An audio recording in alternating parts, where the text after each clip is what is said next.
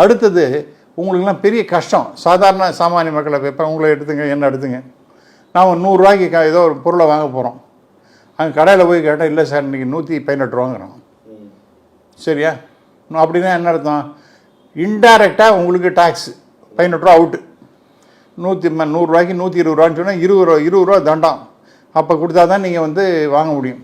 இது வந்து indirect tax. பண வீக்கம் என்பது மிகப்பெரிய அளவு இருக்குது. அதுவும் குறிப்பாக இப்போ எல்லாம் கட்டுக்குள்ளே இருக்குது அப்படின்னு சொல்லிட்டு இன்னும் 5.5% சொல்கிறாங்க. பட் நான் கேட்குறது என்னென்னா, பண என்ன ரீட்டைல் சாதாரண பொருளாக வாங்க போகிறீங்க. நீங்கள் வந்து ஒரு டொமேட்டோ வாங்குறீங்க, ஒரு தக்காளி இன்றைக்கி விலை ஏறி போயிட்டுருக்கு.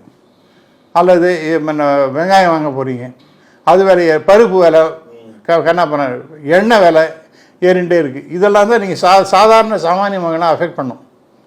அதெல்லாம் நீங்கள் குறைஞ்சி போயிடுத்தாலும் இல்லை.